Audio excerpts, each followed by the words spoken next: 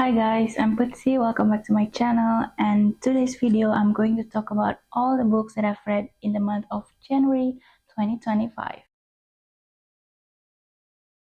I'm already back to Australia in Perth, and if you don't know, in Australia it's currently like peak summer. We have a different flip weather to the rest of the world basically. I don't typically have 4 seasons. In Indonesia we only have like dry and wet season, I guess, and here we have 4 seasons but flip. So it's currently peak summer and it's really hot. Even compared to last year, I don't remember it ever been this hot in Australia, in Perth specifically. I think this week it will go down a tiny bit, but for the past 2 weeks it's been like 38 to 43 degrees Celsius, and I don't really like hot weather. Thank God it's not very humid at the moment. If it's as humid as Indonesia, I wouldn't be able to survive. I think I'm not really surviving. I'm just floating around aimlessly without actually enjoying the weather.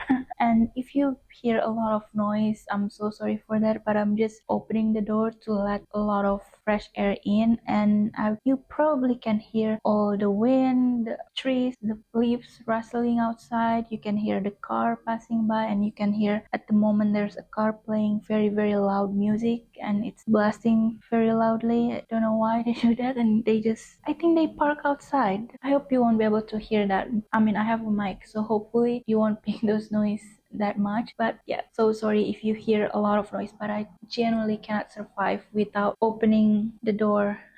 Anyway, like I said, in this video I'm just going to talk about all the books that I've read in the month of January. I think I'm just gonna look it up. I usually track my reading in a few different places. I use Notion, I use Goodreads, I also use Storygraph, and I also start to use like a digital reading journal with good notes, and I track my reading in a lot of different places. It's a bit confusing. I don't know why I do that, but I'm doing it. I like it. Anyway, in January I managed to read 7 books, which is actually kind of a lot. Why? Because 7 in general is a big amount of books, but especially because I wasn't really in the mood for reading. I think in the first half of January I was still visiting my parents. I was back home with my parents in Indonesia, and I just really want to savor my time with them as much as possible. It was the last week of me being there, and I also just wasn't really excited to go back to Australia. I was really struggling there. Like the last 10 days, me being there, I keep just counting down the days until I finally have to leave. Oh my god, I only have 10 days left, 7 days left, 3 days left, and then I keep doing that, which is not very good because it triggers my anxiety even more. And I also have mild panic attack here and there within those 10 days, which is not very good. I wasn't really enjoying my time. Usually reading helps calm down my anxiety and makes me center myself, be present, anchor my physical being here on earth, while help my imagination, help my mind wander around somewhere else. But for some reason those 10 days I wasn't able to read or enjoy reading. I didn't want to pick up a book. I still read here and there, but not as much as I would love to. So 7 books was really a lot. I think I know why, because why is there people playing music very loudly? That is very annoying. Anyway, I can hear someone just singing very loudly. I think someone just have a live concert in their house. It's Saturday, so that's very loud. Anyway, I hope you won't be able to hear that and you can still hear me. I think I also read a lot of different type of books, audiobooks and stuff like that, so that helps with the amount of books I managed to read in January. I don't read any physical books, but I managed to read 4 Kindle books, 2 graphic novels, and 1 audiobook. And I posted my January TBR a couple of days ago. I know it. I basically post my January TBR at the start of February, which is kind of like what was the point, but I actually really liked that video because I made a set specific prompt. I have 5 different prompts to choose 5 different books for my TBR every single month, because I want to tackle all my specific lists, like my physical TBR, my new releases, and my 2025 TBR and all of that. If you want to see more of that, make sure to check out my January TBR and also February TBR. Oh yeah, I have have 5 books in my set January TBR, which was The Vanishing Stair by Maureen Johnson, The God of the Woods by Liz Moore, Beautiful Ugly by Alice Finney, Quicksilver by Callie Hart, and Happy Place by Emily Henry. And out of those 5 books, I managed to only read 3 books out of the 5. And it's still a good amount, I know. Still more than 50%. I feel kind of bad to not read the other 2, but like I said, at least it's still more than 50%. So the very first book that I read in 2025 was Just for the Summer by Abby Jimenez. I'm pretty sure you all have heard what Just for the Summer is about. It managed to get into a lot of people's favorite reads of 2024 list. Like, so many people love and adore this book, and I can totally understand why, because I also gave this book 5 stars. I love this book a lot. This is the 3rd book from her Part of Your World series. It's an interconnected standalone series. You don't have to read any of them, especially in order, but I personally think you need to read the first 2 books because there are some Easter eggs in this one. They're not very connected, but once some of the character appear and you know the connection, it was just such an exciting time bonus for me because I was like, oh my god, I cannot believe that this character is this one, this character is that one, and to see all of the connection and they make an appearance in this book is just really lovely. Especially towards the end of this book, there's some really I think important guest appearance in this book, which make reading the first 2 books even more important in my opinion. But yeah, it's the 3rd book. I read the first 2 books within this series last year in 2024. Love them so much. I think I gave them, if not 5 star, at least 4.5 stars. And I'm pretty sure both of those books also made it into my 2024 favorite book. I have the video of. It's already up like last week or 2 weeks ago. I don't remember. I kind of wanted to post that video like the first week of 2025, but I didn't manage to do that. But anyway, yeah, I really love this series. I love Abby Jimenez's writing. She's definitely one of my top newfound author in 2024. Her writing reminds me a lot of Emily Henry.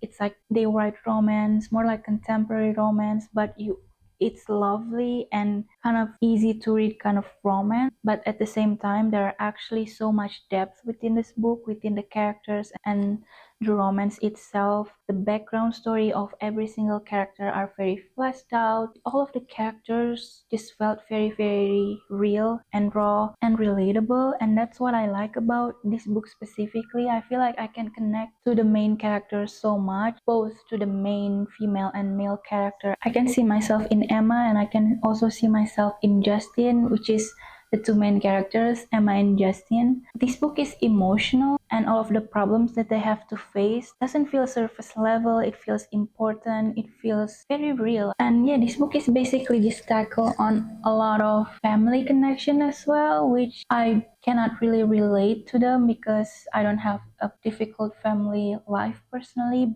But I feel like a lot of people will be able to take some of it. Even myself, I can take a little bit of what they've gone through and experienced through the feelings that the book managed to show me, even though I cannot really relate to the problems in details, like specifically, but just the emotion, the feeling, the mental struggle, the human relations, everything. I don't know, it's very hard to explain actually, but I just love this book, the way it was written, the banter, the friendship within this book is also amazing. So actually, before I move even further, I haven't even tell you what the book is about actually.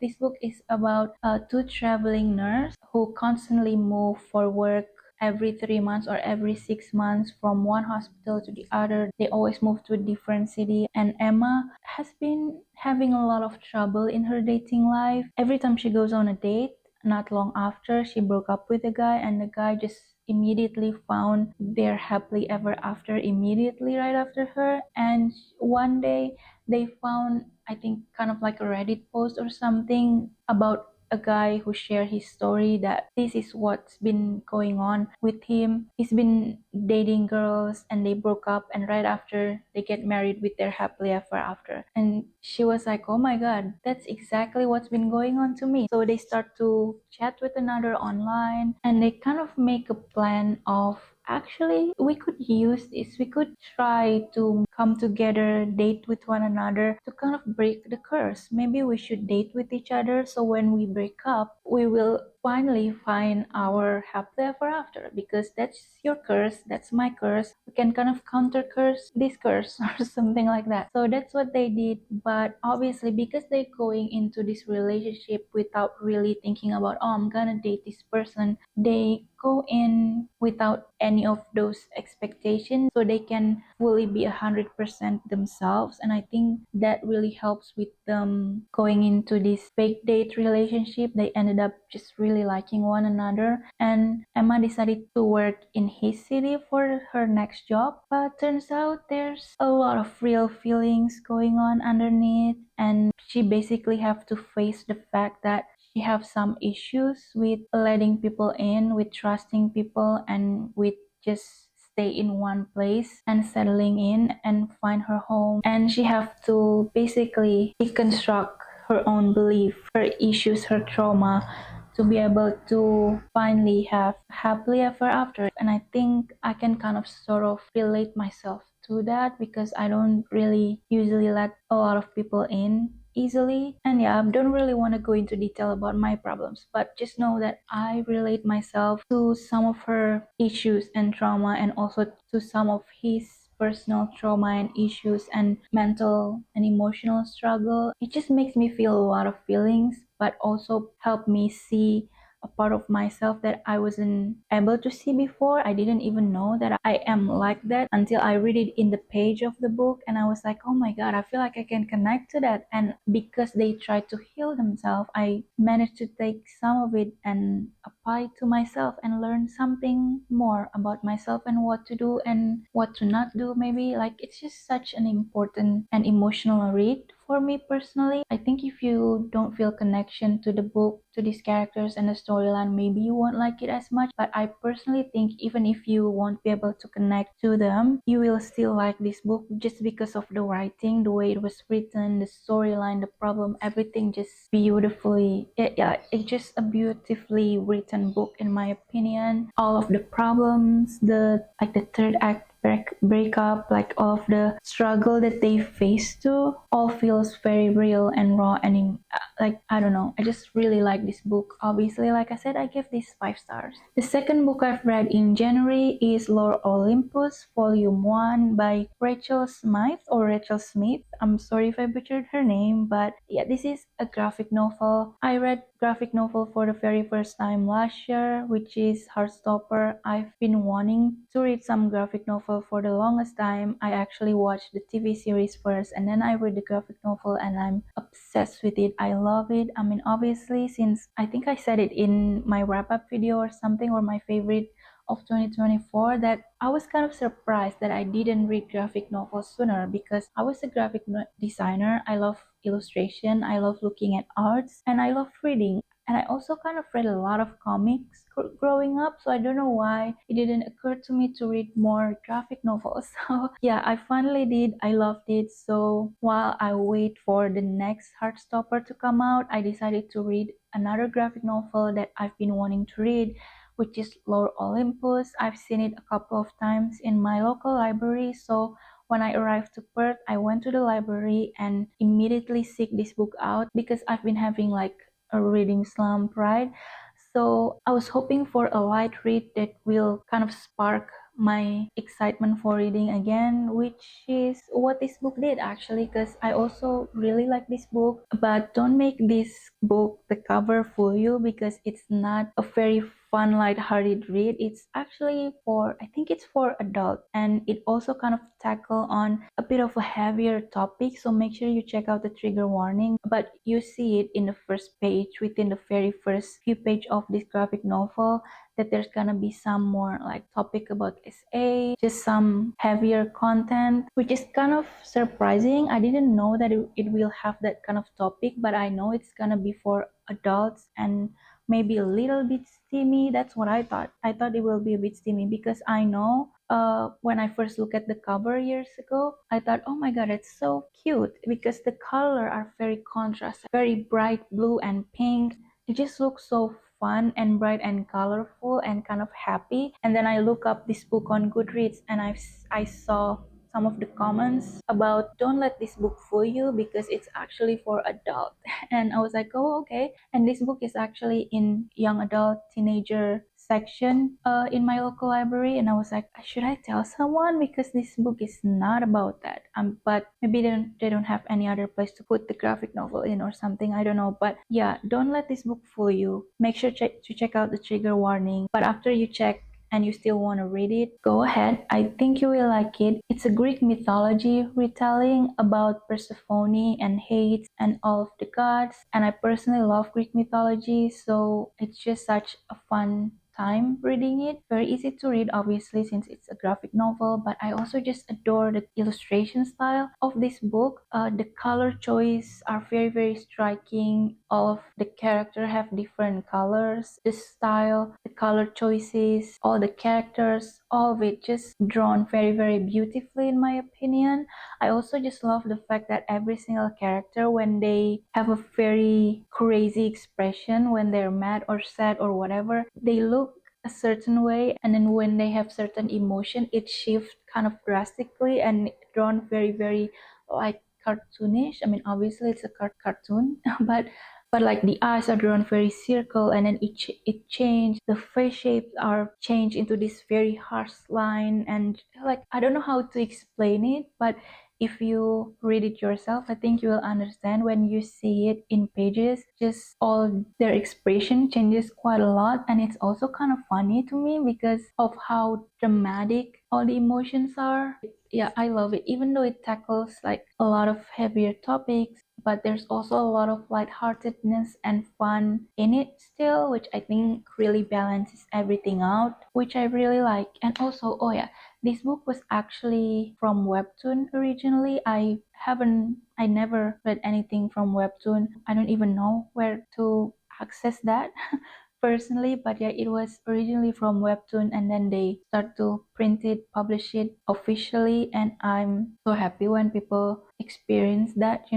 And I think it very much deserves, because just illustration are, in my opinion, very cool and fun. But it also a little bit difficult for me to give the rating for this book. I think storyline wise, I love Heartstopper more. I think I gave Heartstopper more than 4 stars, but this book I only gave 3.8 stars. Not that I don't like it. Like I said, I really do like it a lot, but I think especially in this first book, the storyline can be fleshed out a little bit more, and maybe because of some of the heaviness that was in it that make me kind of, oh, I don't think it's my favorite or something like that, but I still really like it. I enjoyed it a lot, and it was such a fun, easy read. Next is The Vanishing Stair by Maureen Johnson. This is the second book from the Truly Devious series. I thought this series is just going to be a trilogy, and when the fourth book come out, I thought it was just like a spin-off series, but they keep coming on with more books within this series. So this whole universe series, whatever, now have 5 and potentially more books to come out. I think they will come out with the 6th one this year, or maybe they already have some, but I don't know. Like, there's just a lot of books within this series, which kind of annoys me when a series do that, when you thought there's gonna be 3 or 4 books and then it keeps coming out with more books. That's like, I didn't sign up for this.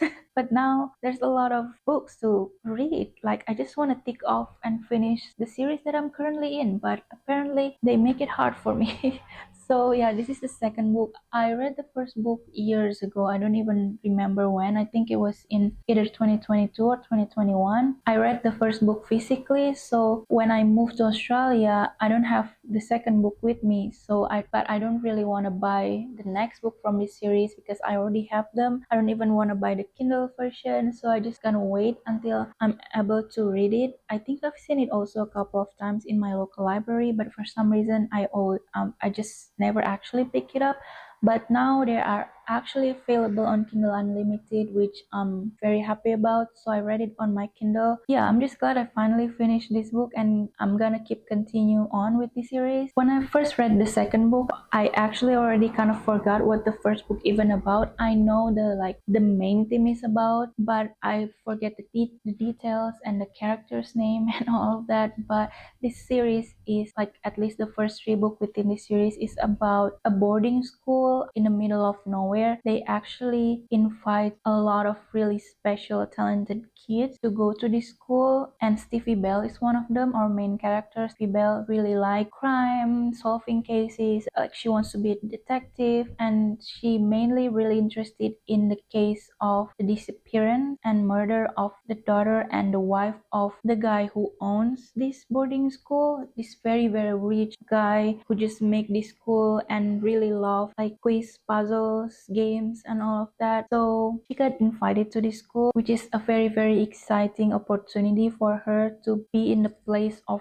one of her favorite case, still unsolvable case, and she's hoping by her being there she can finally solve the case. She's trying to find out what happened. It's been years and years and years. I think it's been 20-30 years, and still no one was able to find out what actually happened to the wife, the daughter, and to one of the students in this school. And as soon as I read the second book, all of the details, my memory kind of brought up to the surface, and I was able to, oh yeah, this is what it is, this is what it's about. And I remember the reason why I like the first book in the first place. I think I really enjoy the feeling that the book gave me, even though it is not a magical book. Somehow it feels kind of magical and cozy. It kind of reminds me of Hogwarts if it is set in the real world without any kind of magic involved.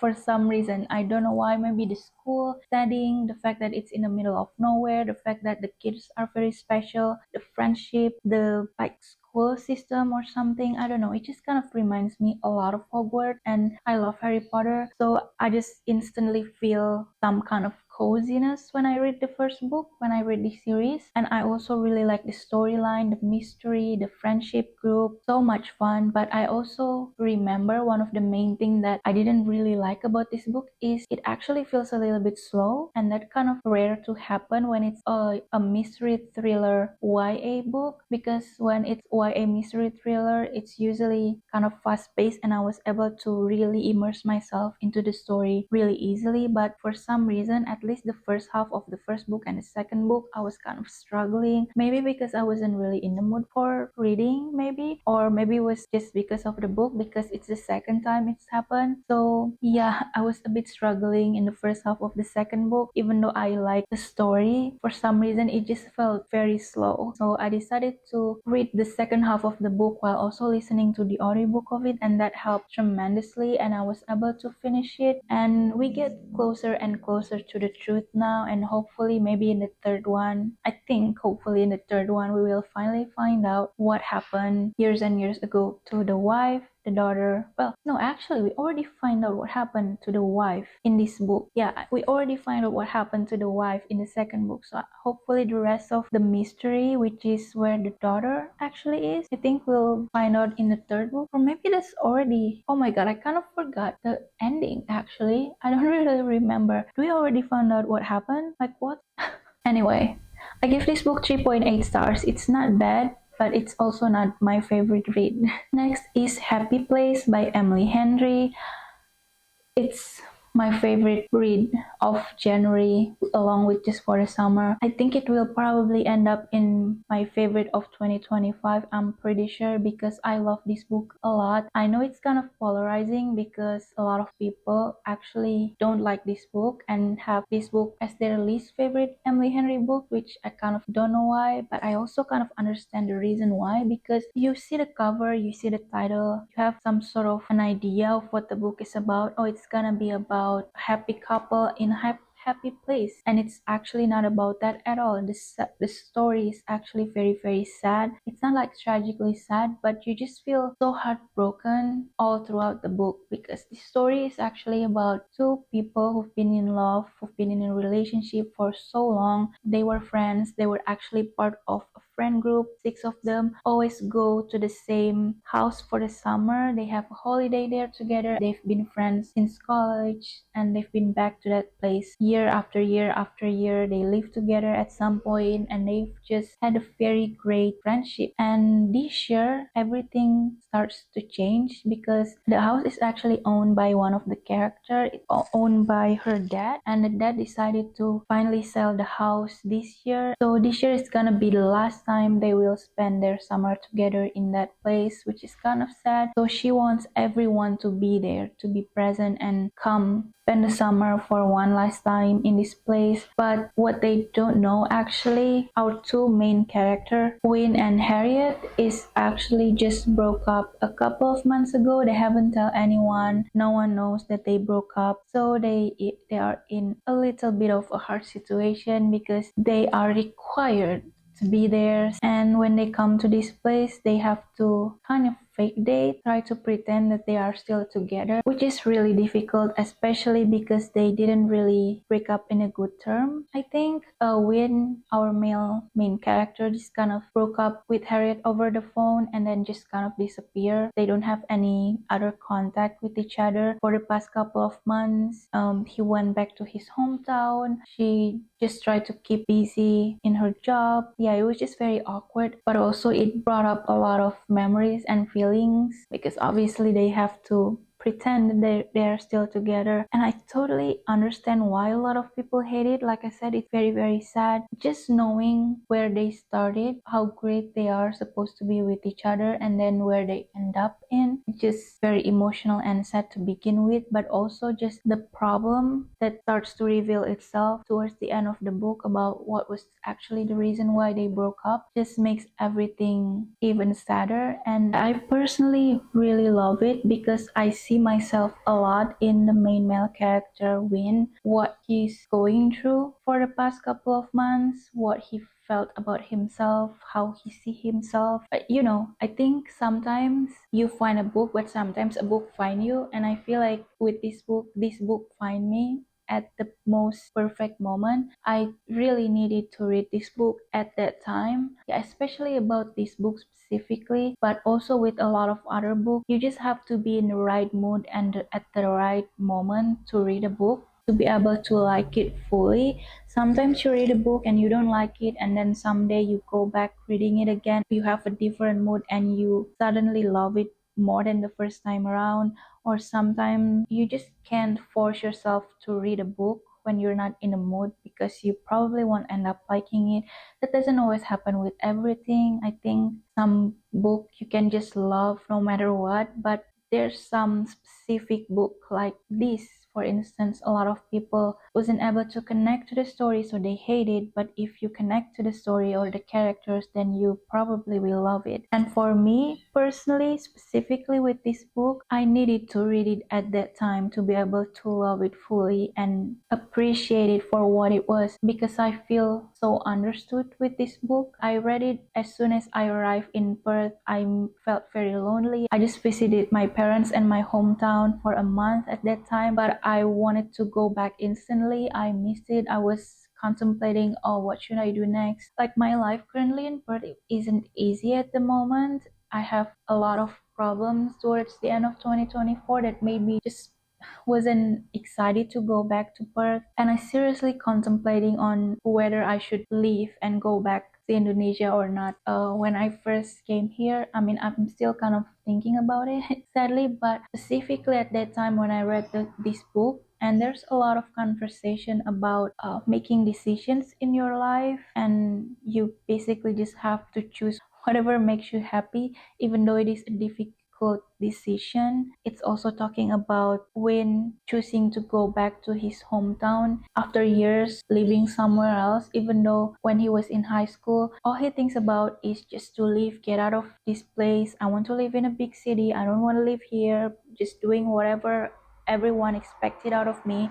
I don't want to do what my dad did. I don't want to do what is expected. I just want to get out and live a completely brand new life, just be something else. I want to get out. But after a few years, he find himself in a place where he should go back to his hometown, and actually kind of surprise himself that, oh, actually actually feel like I belong here, I'm happy here, like. And then he has to make hard decision of going back and accepting the fact that he's wrong. And I think I just understood what he felt at that moment, what, like, the war raging on inside himself, all the, maybe you think by going back it's people will see it as a failure, but finally choosing what's right, what makes you happy for yourself instead of for everyone else's. And I think also he never feel confident in himself. He never see any good in himself, and I feel kind of like that a lot of the times. I always look down upon myself, and I just feel understood. And I cried actually reading this book, mostly because of I feel like I was going to therapy reading this book. I felt like someone was pulling a lot of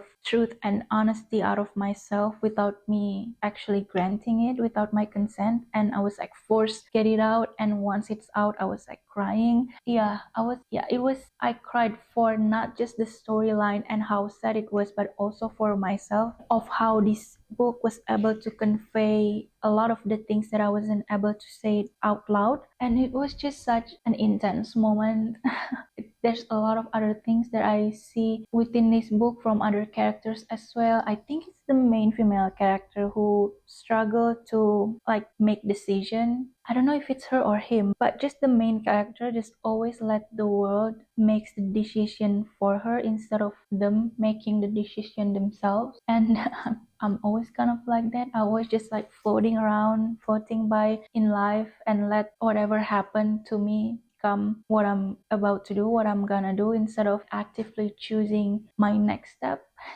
And I have to change that. And I think this book really enlightened me in a lot of ways about some of those things, and about choosing what's right for myself and what makes me happy instead of for other people. And yeah, basically this book felt like a therapy for me. I just felt so seen and understood. It's just such an important read for me, and that's why I gave it 5 stars. And like I said, it will probably be in my top favorite reads of the year.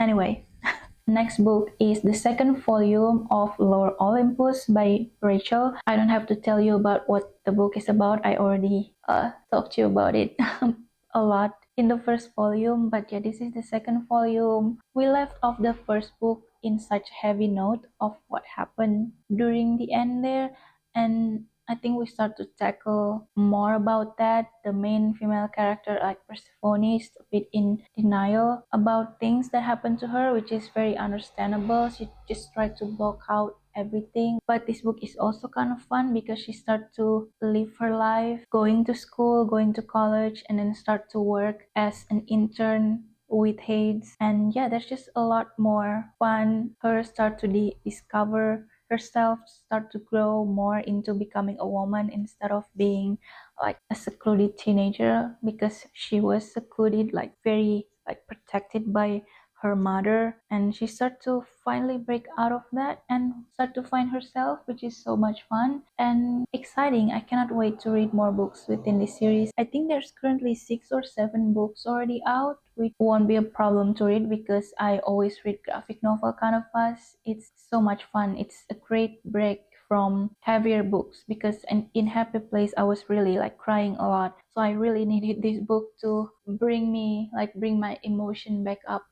And yeah, I also gave this book 3.8. I feel exactly the same way as I felt reading the first one. I really like it. It's not my favorite, but it's not bad at all. It's just okay, but I really like it still. Next is The God of the Woods by Liz Moore. It's a mystery thriller. I listened to the audiobook of it. It's actually part of my January TBR. It took me a long time to listen to this book. I don't know why. It is quite long, but at the same time, I really struggled with the first half of this book because there's a lot of details and characters, like point of view. We keep changing point of view from few different timelines, but also through multiple different POV, and it was just a little bit difficult for me to follow along by listening to it through an audiobook. I think if I read this book physically, it will be a little bit easier for me. But since I was listening to it, I was kind of like, oh my god, what? Like I had to go back, re-listen again and again. Like I did that a lot during this book, which is why it took me a long time to listen to this book. But I really like the second half of the book. It's about a very, very rich family, an important family within this small town.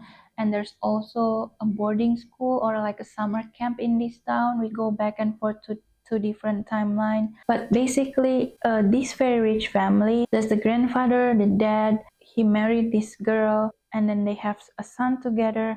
The son grow up, and when he's 8 years old or something like that, he disappeared. Everyone is trying to find out what happened to him, and then a few years later they have a daughter, and now when the daughter is like 11 years old, I'm pretty sure, she goes to this summer camp. She's kind of like a rebellious kid, and then one day she also disappeared. What makes it more mysterious is the fact that her and her older brother went missing in the same area, more or less in the same vicinity, out in the woods. We also have a point of view from the police who try to solve this case, start to find if there's any connection, what happened to these two people from the same family, what is actually going on. And it was actually so much fun. I really like the ending, but to be completely honest, the first half of the book, I spent listening to it thinking that this book is actually a horror story. I keep asking myself that, is it supposed to be a horror? Is there a ghost? Like, are they missing because there's a ghost in the woods? Is there any paranormal activity here?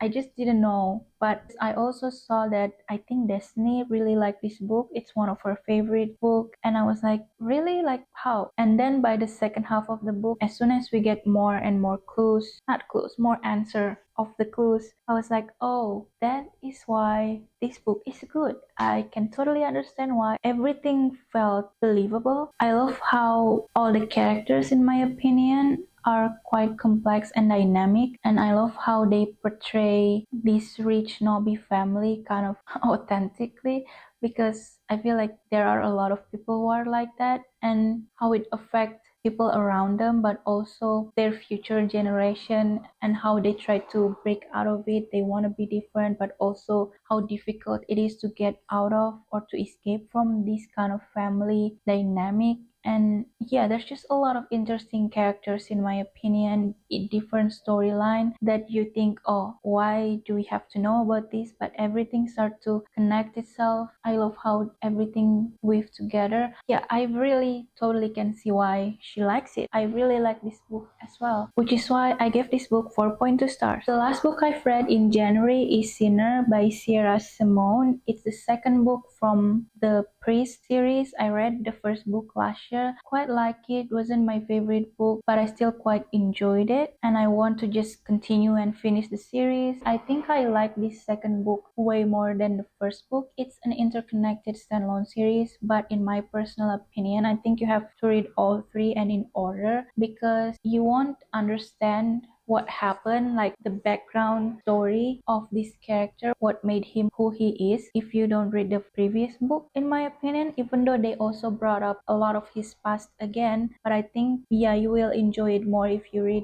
the first book as well. The main character in this book is Sean, and what is the main female character's name?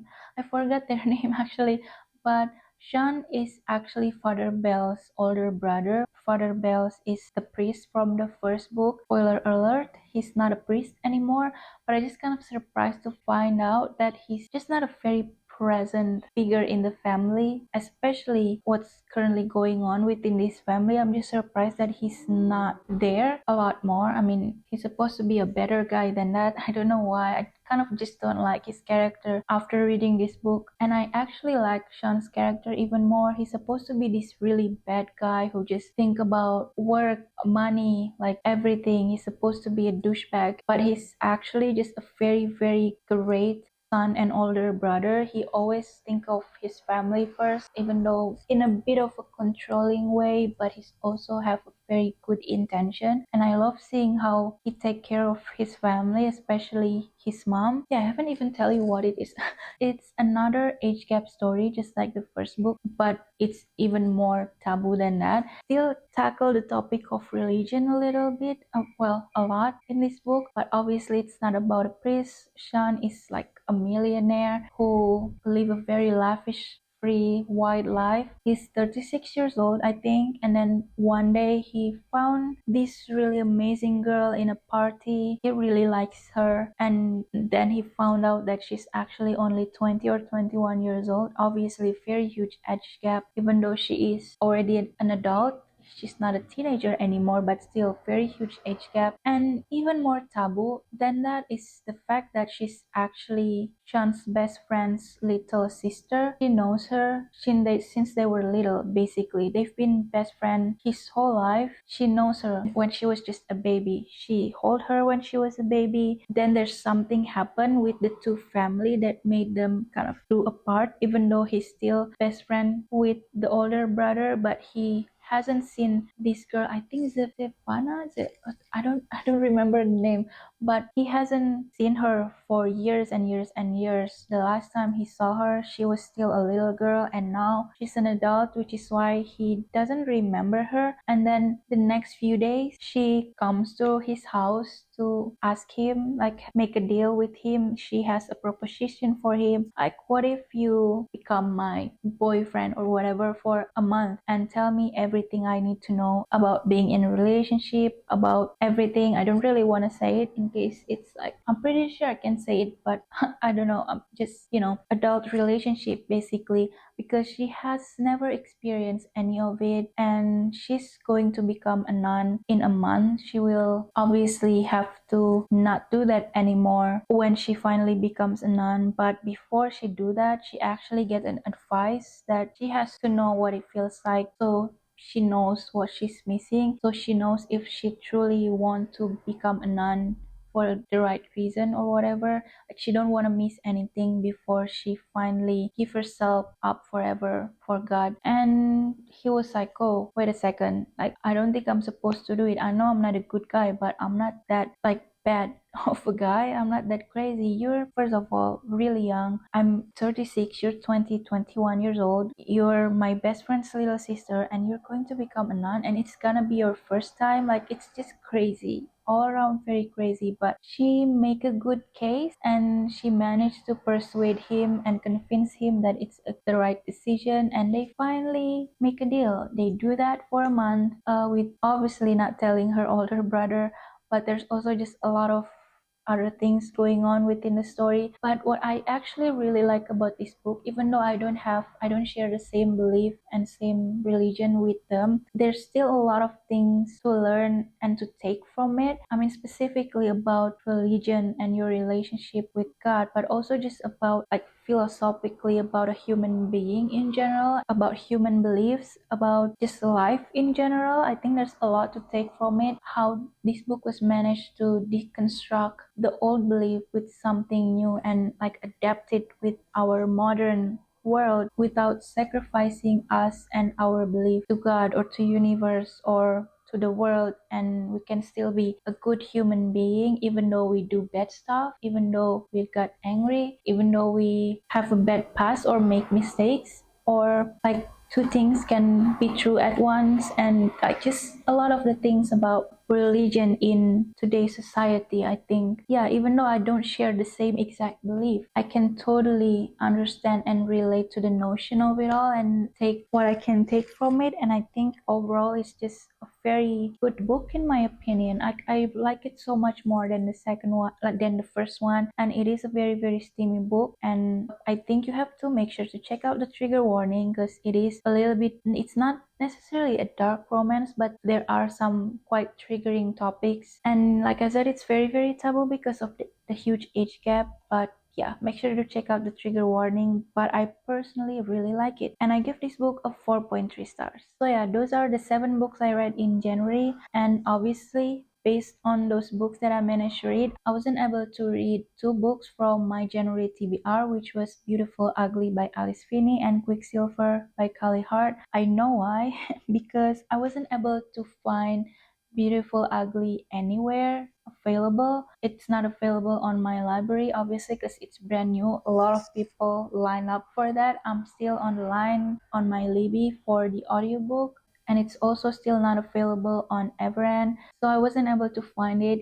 I don't know if it's available on Kindle Unlimited or not, but I don't want to buy the book because I'm in the middle of a book buying ban, so I'm just gonna wait until it's available. I still have more, maybe like 6 or 8 weeks to go for it to be available, but when it's available I will for sure listen to the book, so I will be reading this book. January just wasn't the time. As for Quicksilver, I already opened the book. I was about to read it, but I tried to read it after just for the summer. And like I said, I was just not really in the mood for reading at all, actually, because this book is a fantasy.